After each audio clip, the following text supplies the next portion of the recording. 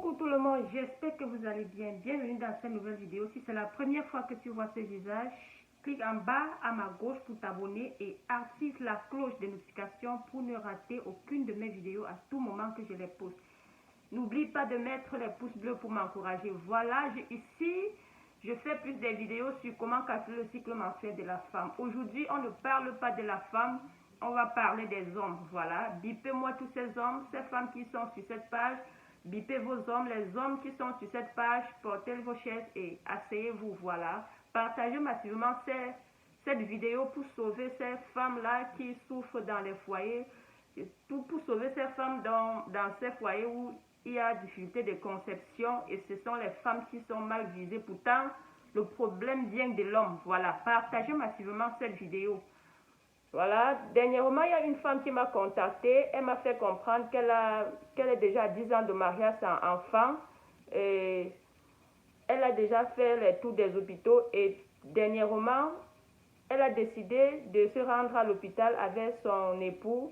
Et à sa grande surprise, le problème venait de son mari. Son mari souffrait de l'oligospermie. Alors, dans cette vidéo, je vais vous donner la liste de certaines anomalies spermatiques, c'est-à-dire les anomalies liées au sperme. Je vous ai toujours dit dans mes vidéos, quand il y a un problème d'infertilité dans un couple, les deux partenaires doivent se rendre à l'hôpital. Le problème d'infertilité dans un couple ne concerne pas seulement la femme, voilà. Parce que cette femme a dit qu'elle était déjà traitée de tous les noms, autant pour moi par sa belle famille. Alors partagez cette vidéo. J'ai pris la peine de lister toutes ces anomalies, quelques anomalies spermatiques, autant pour moi, les anomalies liées au sperme sur une feuille, voilà. Pour la première anomalie ici, nous avons l'oligospermie. Oligospermie, voilà, ça c'est la première anomalie. L'oligospermie, c'est la quantité insuffisante du sperme, voilà. Lorsque un homme a des spermes en quantité insuffisante, c'est difficile pour lui d'enceinte une femme. Voilà, ça c'est l'oligospermie. Et deuxième anomalie, nous avons l'azospermie. Voilà.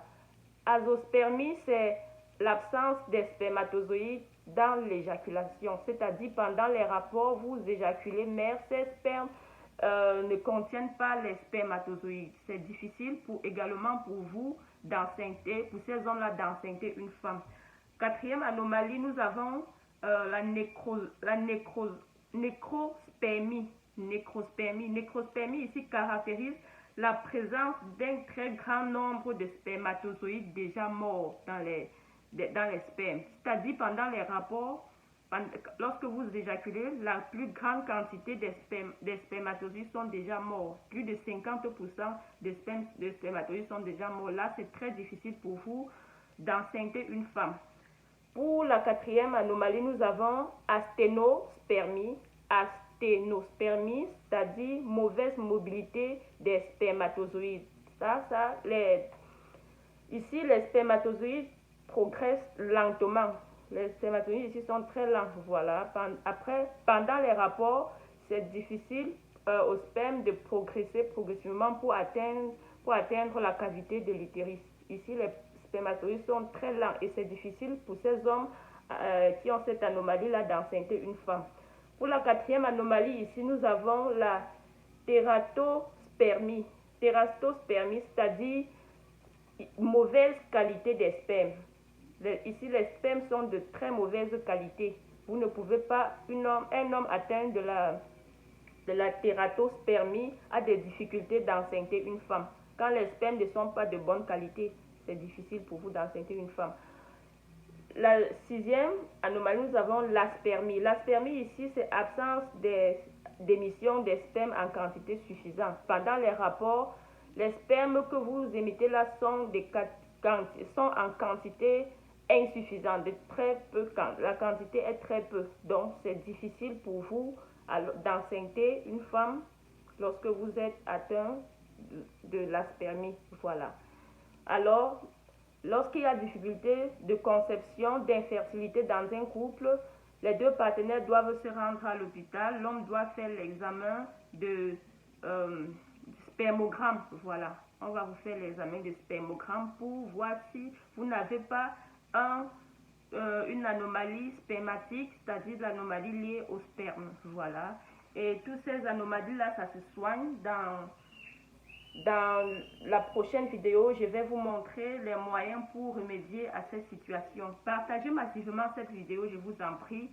Voilà, je reçois beaucoup de femmes en inbox qui ont des problèmes de conception et je vous exhorte à vous rendre à l'hôpital avec votre partenaire. L'homme et la femme doivent se rendre à l'hôpital lorsqu'il y a problème d'infertilité. On se revoit à la prochaine vidéo. Je vous remercie grandement pour les 1000 abonnés. Merci aux anciens et aux nouveaux abonnés. C'est grâce à vous qu'on a atteint cet effectif. Bye bye.